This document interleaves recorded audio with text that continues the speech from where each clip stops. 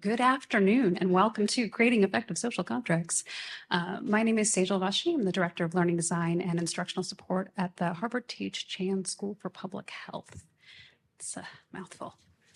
And hello, everyone. I am Adrienne Phelps-Coco, and I am the Executive Director of Teaching and Learning at DCE, which is the Division of Continuing Education, meaning the Extension School, the Summer School, and the Institute for Learning and Retirement.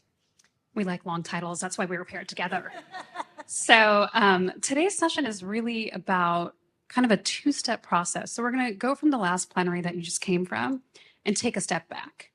So how are we setting community norms on the first day? But then that's not it. How do we keep fostering dialogue, creating safe spaces for learning, and keep that going? Because a lot of times we're like, yeah, we got this. Day one, I set my norms. I'm done. But then what? So that's kind of the basis of today's session. And we're going to pass it off right away to our wonderful faculty. So we have Harry Harding from DCE and Zoe Marks from HKS. And I'm going to pass it off to Harry. Thank you. Good afternoon, everyone. That's always such a corny way to start a presentation. Good afternoon, everyone. So formal.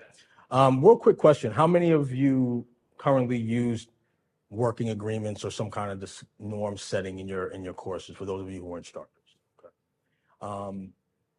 Curious, just from a show of hands or a nod or any way you want to acknowledge it, do you find them effective?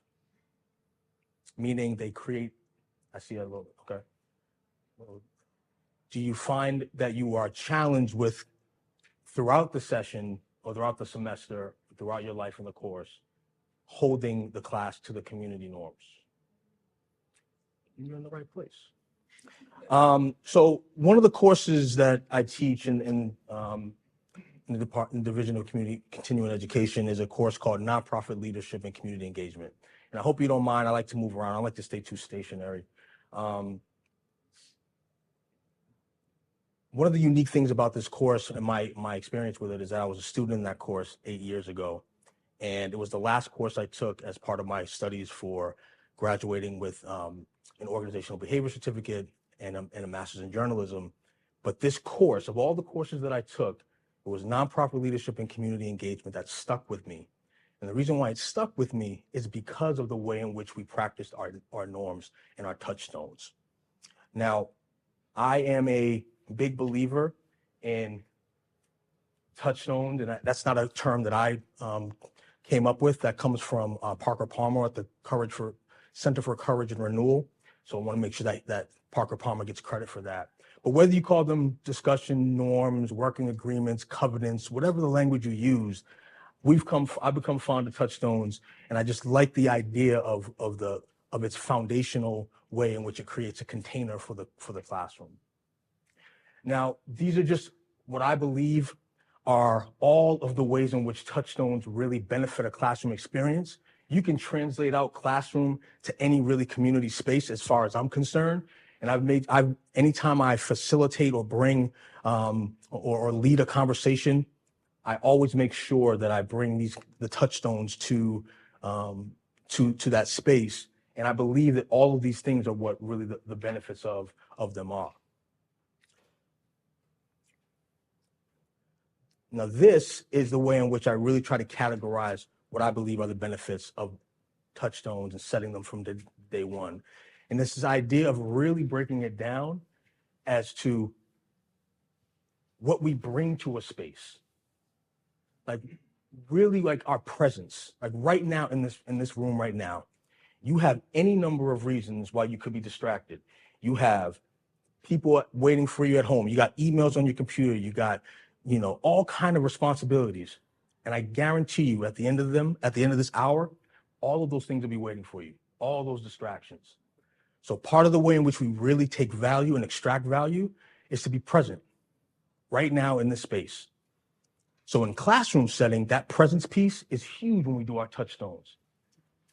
Every semester, every time I start a class, and my co-instructor and I, we spend the first, believe it or not, hour of our first class every semester just on touchstones.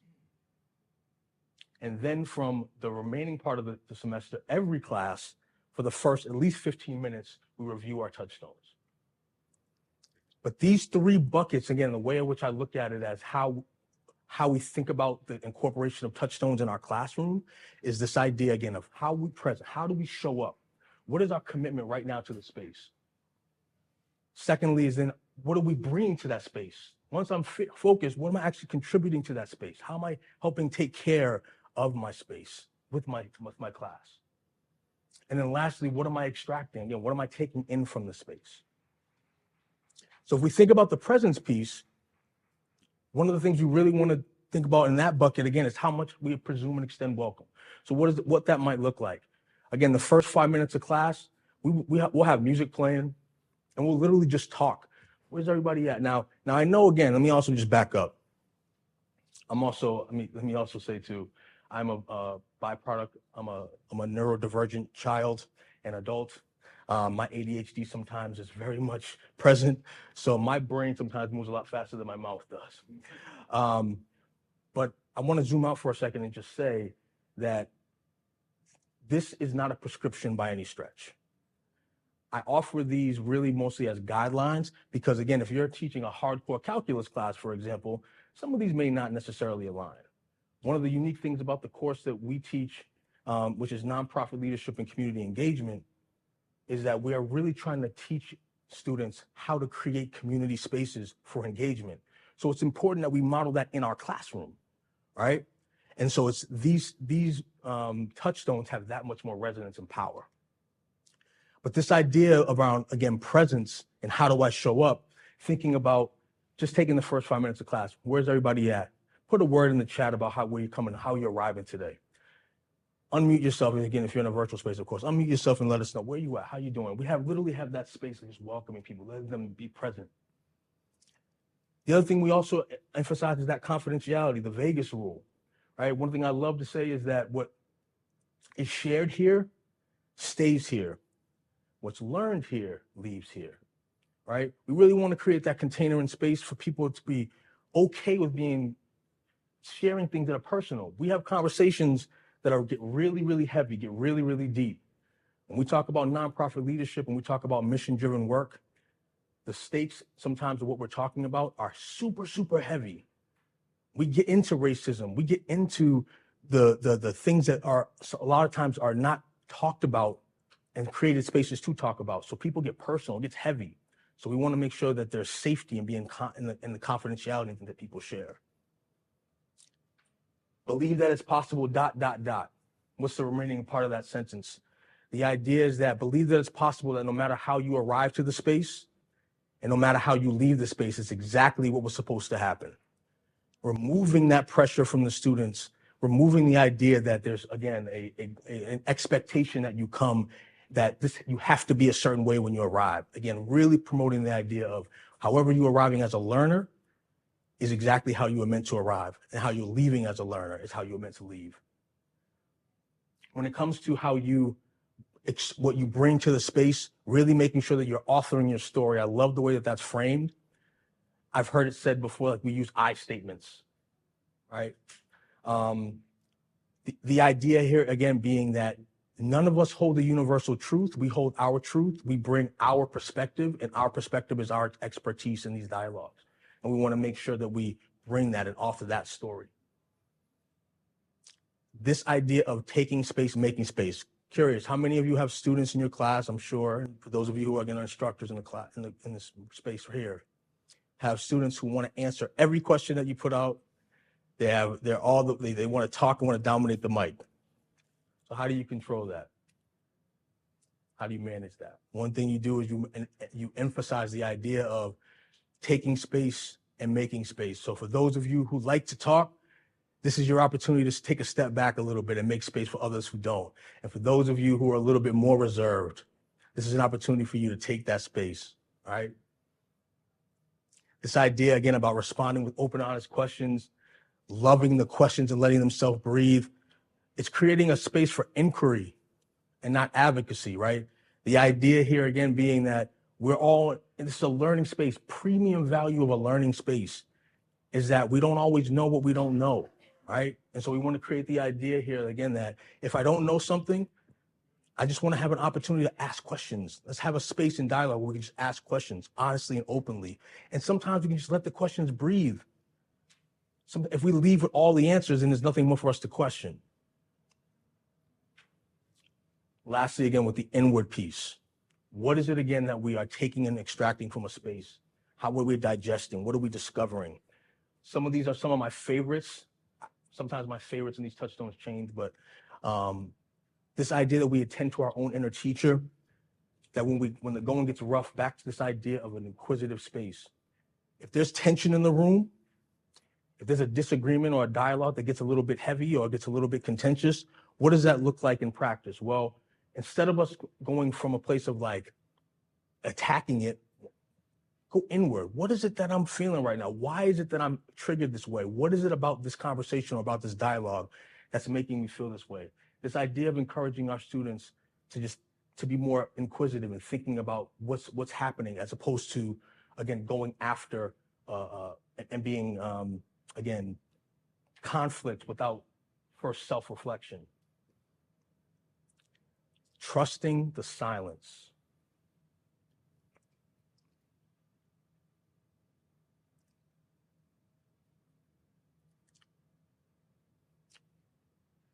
We do not always have to fill space with words.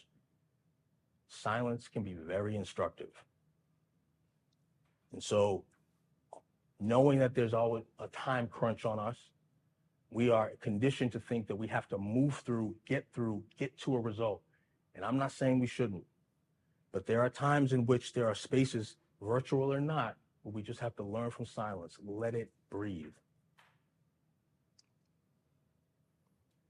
Which is a great segue into that last piece, creating a space for really owning dislocation and discomfort. There is no prescription for uncomfortable conversations other than uncomfortable conversations. We have to exercise that muscle. There's only one way to do it, is to do it. Creating a space where we can welcome that, and conflict is not something that we steer away from, but that we invite, but we do it in a way that is nurturing and appreciative of the fact that conflict helps us grow. Now, that's a lot. But I think in thinking about it this way, again, it gives us, again, a more, a holistic appreciation for what touchstones can do.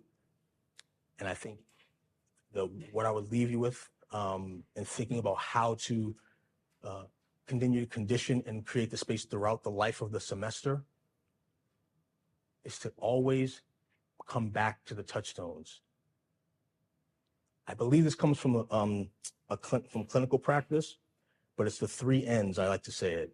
Notice, name, and nurture. So if you're noticing any of these tenets and noticing any of these behaviors happening, you got to be mindful of that first. The second thing is just naming it, having the courage to name it. Harry, you've been talking a lot during today's space. Really appreciate loving hearing your perspective. Do us a favor, allow for another voice to come into the space. It's a great segue to bringing in Dr. Marks, who's going to continue our conversation today. I appreciate you giving me the space.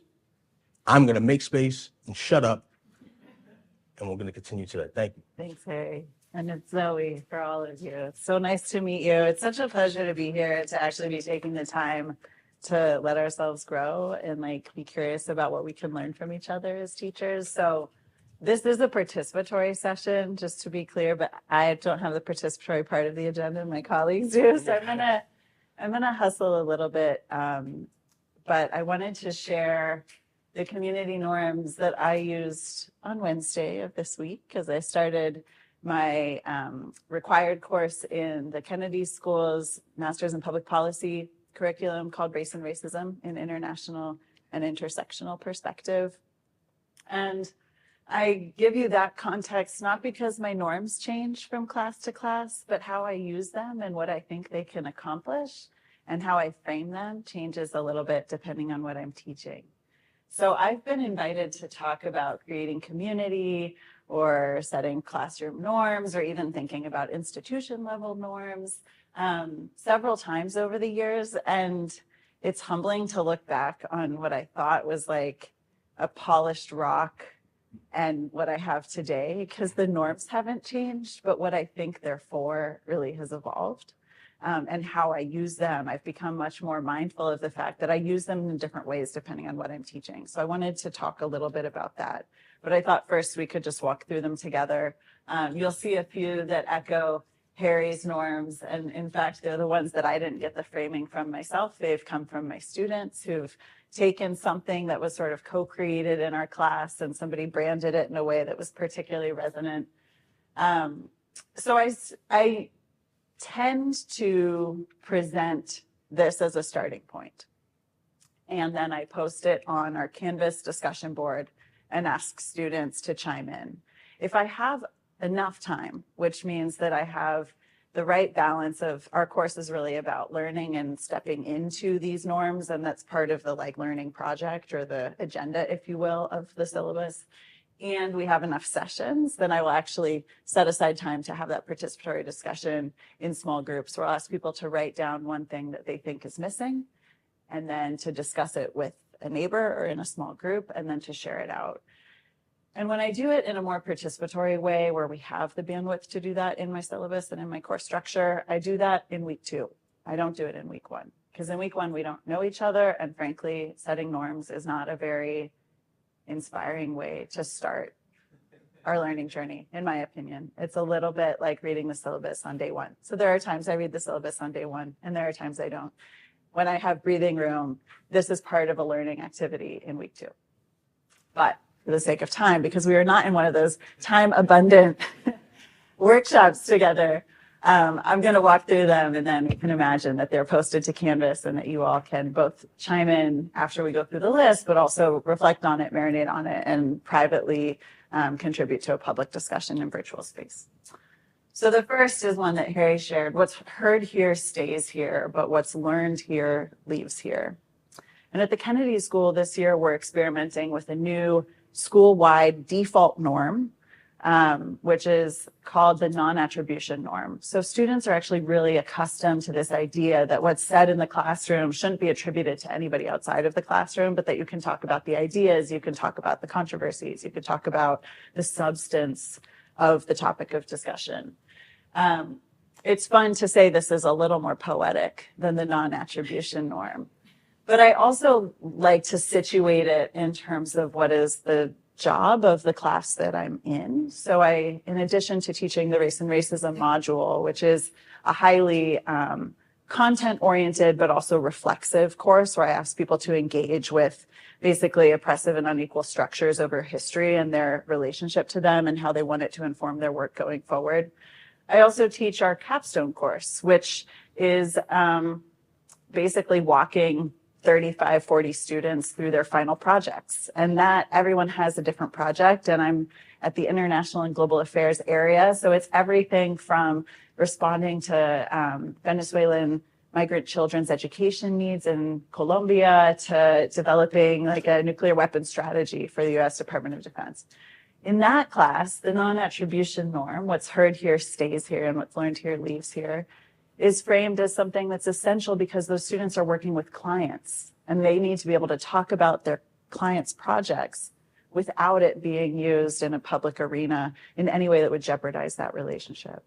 So I think that framing how it relates to the task at hand substantively is really helpful to situate myself as an instructor and also to keep people sort of motivated by both sides of the norm, right? That the norms are creating cohesive community, but they're also helping us get our work done. And so it's not just about feeling good or feeling safe or having a sort of a moral contract that's values-based, but it's really about we're here to accomplish X, Y, Z, and this is why this is essential to that. Lori, could I ask you to read the next one? Take space, make space. Step up and step back.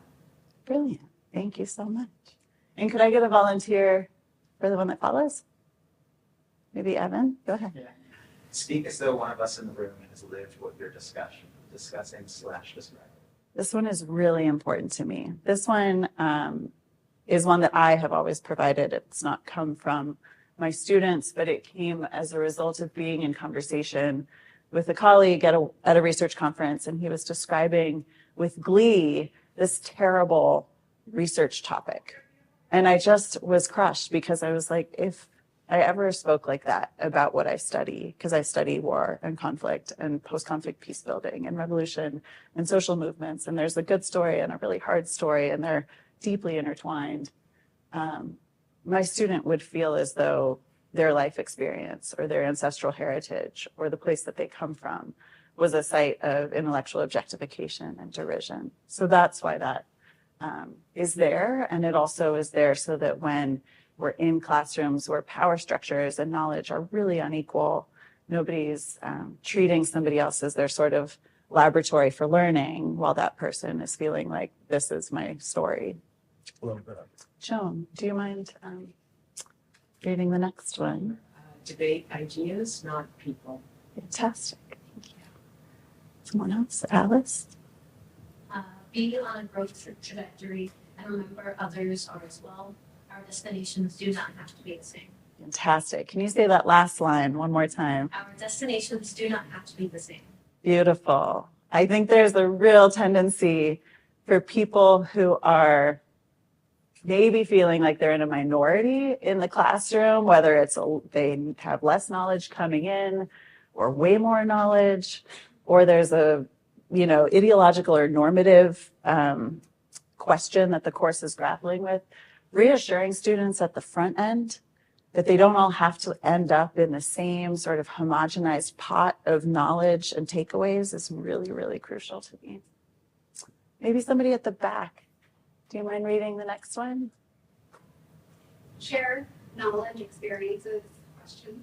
Fantastic. And your neighbor? Don't apologize for learning, for asking questions, or not having the right words. Do feel free to circle back, reframe, or revisit. And finally, I won't ask you to do anything that I wouldn't do myself. Sometimes I ask my students to do exercises that feel creative, that feel different than writing an essay, that they don't know what the right answer is. I even ask them to introduce themselves, to give their pronouns, their home or homes with multiple frames of reference, and an anthem. And I always start by giving my own. And I think just reassuring them that I am role modeling what I want them to be able to do, and that I'm not asking them to do things just to be sort of perfunctory or to perform learning. That's important to me because it anchors me within the classroom community. So thank you all so much. When I'm at my best, I ask other people to read the norms to bring them to life in the classroom.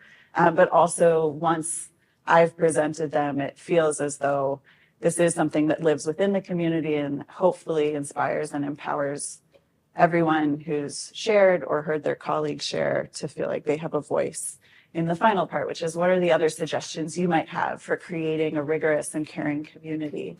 How else can you help maximize individual and collective learning?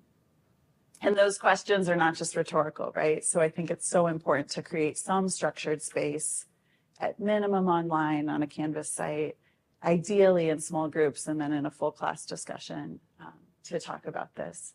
And I just want to share one victory lap, which is so exciting. Several years ago, where these were sort of what the final distillation, the polished stone was, if you will.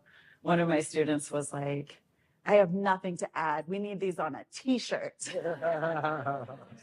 And I was like, wow, we could end the class now. You have gotten something so valuable to you that I can't take credit for because they were crowdsourced, because it's built through community, and then you have to reinforce it iteratively over the rest of your time together. You can't just say it and then not do it.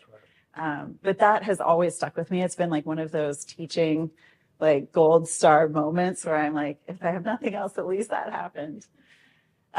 So just a couple of final words on how I use these and how I think we need to talk about them. There are, like I said, really different ways that I use basically the same normative ideals and community contracts in different courses. And once I realized that I was relating to them differently in different spaces, I've been able to sort of reflect on why that is, and that it's not the politics of the class I'm teaching, but it's actually the project of the learning agenda that I have for that community. How participatory does it need to be versus not? And then how often do I go back to them? I go back to them when I know that I'm going to have either a highly uncertain or uncomfortable or hot button exercise in class, or if it's just been like we're halfway into the semester and we haven't needed them. And I usually try to remind myself, like, hey, like this was what we agreed to. Let's make sure at least we're hearing from multiple voices, right? There's always a norm that you're not fully delivering on, in my experience. And that's always an excuse to bring them back in and help enliven the conversation. And I also shared with Adrienne and Sejal when we were talking about this session that, you know, I have a syllabus that tells them what they have to do. This is what we do together for each other so that our conversations are as enriching and as educative as anything I can do on a sort of one-to-one basis in the didactic and sort of assessment side of the conversation. So I like to kind of clarify that those two pieces, they work together, but telling people to come on time, like that's not a norm, that's a requirement. Attendance is basically a requirement. Reading the stuff that we've assigned in advance is a requirement, and that's a different type of conversation. And I think I have found that helpful because when they're all bundled, it can be confusing, like why are we doing these and those, and are they equivalent? Like, yes, but the value and purpose is different. So I'll leave it there. Thank you both so much for this conversation. Excellent. Well, thank you both so much. So we asked Harry and Zoe to come kick this off today because we wanted you really to have some concrete examples for different ways that people set norms and different kinds of norms that they set. And I love that there's some real overlap between the two of you and then some areas of divergence, both in the actual norms themselves and also in the practices of how you set them. And I think what we hope from this session today is that all of you here will be able to do some thinking about how this relates to you and to your courses. And actually, on that note, I want you all to think for just 1 minute, and then we'll do some talking. You have both sets of norms that we just talked about in front of you, so it's two-sided. And what we'd like you to think about is, are there some new ideas that you got here in terms of the norms themselves, or how you might categorize or communicate them? Let's give you 1 minute. Anybody find a norm or a way of categorizing it that's useful to you, or anything you think you might apply to your course? I Yeah. like the overlap of take space. Mm-hmm. And I just think that's such an easy and powerful piece to lead with the environment. Yeah, I think it's really strong in terms of communicating to people that their contributions and the level of contributions actually matters, and that contributing a lot is not always the way to be the best, most engaged student. So I think that one's really powerful. What else? Yeah. I really liked, Harry, how you had buckets for these, and it wasn't until you were talking, Zoe, that I was looking at don't apologize for learning as a norm that it really struck me that I don't normally think about the intent of norms as like an organizing principle. And that one stood out to me because so rarely I feel I see norms that are, this is for you as a learner. It's often about your fellow learners, which are always important norms, but just having those ways to categorize them, I think made me realize some gaps I have in the norms I think about. I really love that too. And I love that I think there's a commonality between both of you, between what Harry said about leaning into discomfort as part of the learning process. And if you're uncomfortable and if you say something that maybe later on you're like, oh, maybe I didn't say the right thing. The idea that that is a learning moment and that is part of growth, right? That's so important. So yeah, I think these are very interesting ways of framing both of those. Anybody else? Yeah. I would combine to resuming and extending welcome with speaking as though you believe other people in the room understand you. So each one of those is a way of coming at it as, I don't think I'm in front of a hostile audience. I'm going to yell at you like, well, I'm going to say this because I know you don't understand it. We like to presume and extend welcome until, we have to speak about something sometimes that we think other people may not get. So it's just another way to extend that welcome to say, I believe that you are going to be able to hear what I'm saying when I speak. Yeah, I think that's a fantastic point. Okay. So two things that really struck me is I love the organic growth trajectory, and remember that others are as well to share that with students. However, we're both at HR and medical school. Mm-hmm. The second part, our destinations do not have to be the same. It doesn't hold. And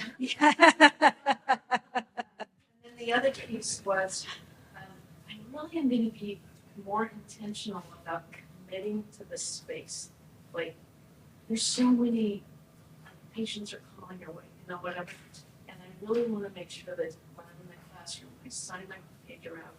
I let people know I'm in, I'm teaching. I do that kind of, but sometimes I'm distracted, so I won't get into trying to get into that. Yeah, I think that's a really lovely practice. And it's one that I know I used more during the pandemic with my course, that early pandemic of things are very hard. Let's be here now. But this is a really important practice for all time. So I love that. So I think we have one here and then we'll. Yeah. I really loved how both outlined the importance of like engaging with posture inquiry, like asking questions and whatnot. Because I think sometimes folks get stuck in the headspace of, especially students, I think get stuck in the headspace of maybe performing. Yes. Performing like in a way that discourages maybe inquiry. So I think emphasizing that at the start is important, and then also like continuing to engage folks. Yes. Performing and standing up for things, right? Making that powerful argument sometimes misses that opportunity for inquiry that can be so powerful. Yeah. I'm using these, or I'm thinking about them for the group coaching program that we're starting. And so I really loved trust, listen to, and learn from the silence. And I think about how difficult that is for people to sit in silence, even if they're just a little quiet after you said that. There's a growing discomfort that comes up, but it can be so helpful and really help people to tune into what is it that's making me uncomfortable, and what's going on in this silence. Yes. I love that. Yes, and for instructors, sometimes that can be one of the hardest pieces, right? Yeah. Is that you have to let that silence happen Yeah. and actively, right? The silence is not the absence of something. It's an active process and it's hard. Yeah. Yeah. So, these are great. I really like them, and I like the framing of them. They all have to do with classroom climate. And when I teach a small, it's a writing class, it's 18 students maximum. And whenever I do something like this and ask them to contribute, they start contributing stuff like, we want everyone to come to class prepared. Something like that. Or, respond to emails all the time. So they're looking at something else, and I'm just wondering, how do you deal with that, or do you frame it in such a way that that's not what they're getting at in this? Do you understand what I'm getting at? Mm-hmm. Because it's really important, because there's nothing worse than being in a small group where one person has done the preparation. And so, how do you incorporate that, or do you? Zoe, let me throw that over to you because I think you had some good responses there. Yeah, I mean, I wouldn't see that as a bad outcome unless you're finding that it's creating a baseline antagonism or mistrust amongst the students. But when the students offer things that I expect anyway, I'm like, great. Yes. But it sounds like there's something else going on. Well, I teach at extension school, so these are adult learners, they have a lot going on in their lives, they have jobs full time, and it's hard sometimes to do all the work. Right. So one of the things I did going back to pandemic things where I was like, oh, we're building a new world and nothing's ever going to be the same. And then I found out that everyone wanted it to be the same. So some of the new world things got lost. But one of the things that I did at the time was I had grace absences. So maybe if people say we need everyone to come prepared, you could say, well, in my experience, people have different things going on in their lives, and sometimes things get in the way. What if we agreed that you get one or two, depending how many sessions it is, one or two grace windows where if you didn't come prepared on time, you tell us, this is my grace window. I really want to learn from the rest of you, and I'll try to ask the most insightful question I can or something, where it's like kind of transparency as part of it, and then setting expectations that we can all meet. Love that. I just want to go back to the take space, make space. I don't think it really works. Like, first of all, we say it, right? But is that really going to change anyone's behavior? Because the people who are going to talk are always going to talk. And then the whole, sorry, that's just like, it takes me back to grad school days where someone was always talking all the time, and then they dominate the conversation when they don't really know what they're talking about. But the take space part too, like, I feel like that's forcing someone to have to participate when they don't want to. And what if I want, how does that go against the like sit in silence part and like take in what I want to take in? So I don't know how I feel about that one. And I know you both put that, but it's like bringing me back to grad school in a way that I don't want to go back. All right. So, what happens when the tone of the conversation takes a little turn and what had been a very collegial, friendly conversation where we're trying to work out some issues suddenly becomes a little bit combative in a way that is perhaps not turning to wonder, one might say, that is rooted in personal experience, but maybe is not thinking about our collective learning. I think that I was actually thinking about this before this came up, when the talk gets going, turning to wonder, thinking about leading with or assuming good intentions, and that being a norm of people maybe you're bumbling over their words or trying to think of a right way to phrase it and like giving people grace that they actually do have good intentions. I actually interpreted the take space and make space differently as more of like a personal norm to bring that people should be reminded to take space, but also make space, not like an edict onto others. As like, I'm going to make space, but you're going to take space. But I'm sure not everyone interprets it that way based on your experience. All right. So Oh, full transparency, it's a norm in my classroom as well. This is just part of an exercise.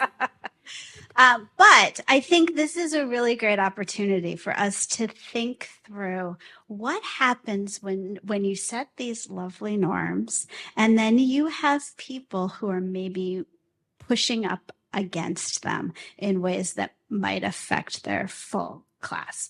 So I'd actually love to turn things back over to Harry and Zoe here. Do you have any advice for us in terms of how you would maintain norms, or how do you handle it when somebody is breaking a norm in your class?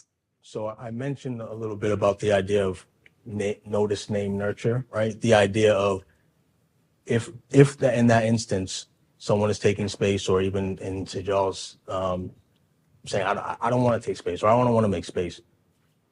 You address it right there. You name it right there. So it sounds like you're having an issue with taking space is something that you want to have more of a conversation with. Let's create a space right now to talk about that. So how I look at it as this is a way in which we actually move forward by just naming the tension right here. Right now, it feels like there's a little bit of tension in the room because of this comment. Can we have a discussion and just create the space right there? I think what's hard to do is the hardest. What's right? Let me say it this way. What's easy to do is just to not name it at all, or just to say, just to avoid it and move on. I think creating the space to have the conversation, to say, where is the tension right now? Even posing the question, so how would you like to contribute to the space? Boomeranging back the opportunity to have the conversation, to explore really what's the root. And then when in doubt, do the why exercise, which is ask why until we get to the root. So why is it that taking space is something that you're challenged with, or is a challenge right now? Well, whatever the answer is. Okay, well, why that? Why that? Well, why until we get to an actual root? Because at the end of the day, it's really just about practicing having conversation that needs to happen. Love that. Zoe, what about you? Do you have any advice here? Can I talk a little bit about Sejal's attempt to throw us off course? You're so collaborative and friendly that it was like not hostile at all. She was trying to be really hostile and to break the norms. And I'm like, oh, it took me like half the time you were talking to figure out that that's what was happening. I actually came up to Adrienne and I was like, this is such a nice group. I don't think I can do this to anyone. So I couldn't interrupt any of you. So it had to be interrupting Adrienne. It was great. But I think, so in this case, I love what you said about putting it back to the person who's the most skeptical or kind of not into it and letting them offer what they want. And I wouldn't have thought of that because one of the things that I do, which I think is common for a lot of faculty, is like, I got to keep on schedule, right? I can't sacrifice my learning outcomes for the other 39 people in the room just because number 40 wants to hijack the conversation. And so I think there's a balance there between like, how do I honor this person's contribution, knowing that actually for some of my students, they come across as hostile because they're so nervous and they're not English first language speakers, or they come from a different academic environment. They actually don't know the social norms of how to participate in a way that feels non-threatening to the people listening. And I would never name that, right? This is like the balance between like what we notice and name isn't universally the same, right? So I might notice something, but I'm not going to name it and make it part of the discussion. I just will sort of like take a back seat and put either a little bit more time into that comment or sometimes thank them and move on. And so I just want to share one really difficult experience I had last year, because sometimes like things that happen in the classroom aren't always about the social contract, right? This is just a piece of a broader pedagogical puzzle that everyone's like kind of co-creating simultaneously, and it differs week to week depending on what's going on in people's lives, to your point, Virginia. But I had a student who hadn't spoken the whole course, and I had talked to her at the very end. I was like, I would really love to hear your voice and have you claim your seat before we wrap up. And so she was not a very strong English speaker. She waited till the very last class, raised her hand, and I called on her. I was so excited. She stood up, which was not normal, and gave a prepared 5-minute speech. And it was really hard to engage with that because it wasn't actually very related to the content. And it was something I'd asked her to do, and it was really brave, and her classmates applauded. And then we moved on. And I thanked her for it. And it was one of those things where it's like the social contract doesn't tell us how to respond to everything, but it creates a culture of acceptance for the angry outbursts, for the person who's like waiting until the last minute to kind of derail the conversation on your very last day, last 30 minutes of class, you're trying to land the plane. And so the thing that I find hardest, and this I just wanted to throw out to the rest of the group in case anyone has genius ideas that I can take home, is when people just sort of tune out. They're like, I hate these norms. And they pull out their phone, or they disengage, or they talk to their friend.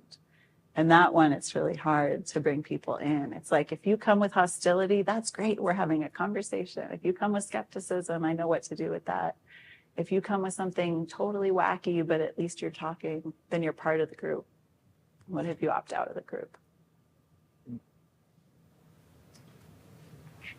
I think Harry's introduction was a nice way to like set that expectation.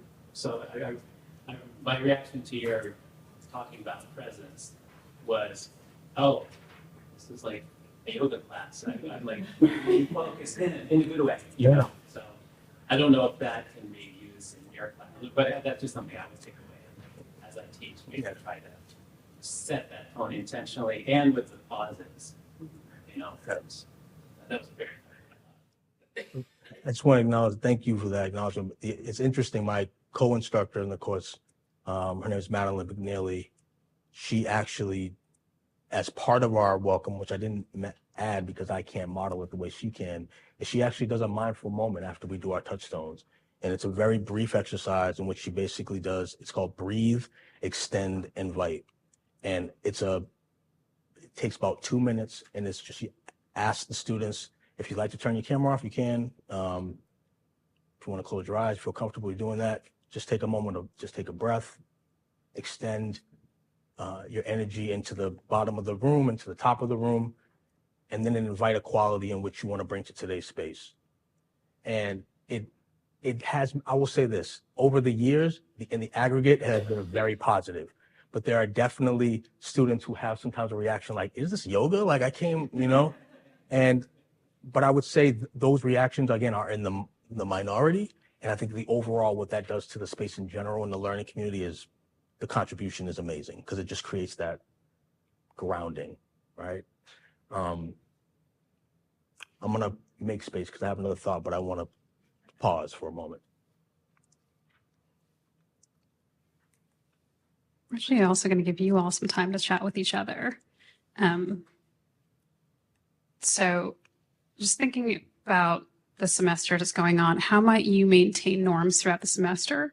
And how would you handle a broken one? So feel free to talk about, you can pick a specific one out of any of these. You can talk in generalities.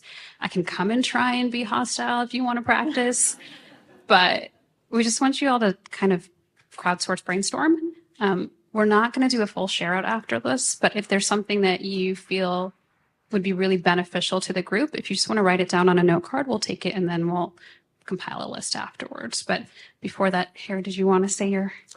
Well, what I was going to share is that one of the things that's actually it's really uncomfortable for me, and I've done this in spaces before, and I just share it as something that you can maybe take with you as well. It's okay to say, I don't know. Even as instructors, as the alleged expert in the room, to say, I don't know how to necessarily deal with this conversation right now, and I need to take some space, and we can come back to it later, right? Or just staying, I'm not really sure how to respond to the situation right now. For the purposes of just moving on to class, we're going to move on to class. That moment of vulnerability to me is an extraordinary sign of leadership, and it's real. Authenticity is never a bad thing in any space as far as I'm concerned. So just stating, I'm not really sure what to do right now, and letting that breathe and then coming back to it. And I think that's a valuable thing to do. So if you write that on your card, you can inherit it. But yeah, just take a few minutes to chat. But it's coming. It'll be next to Zoe's t-shirt.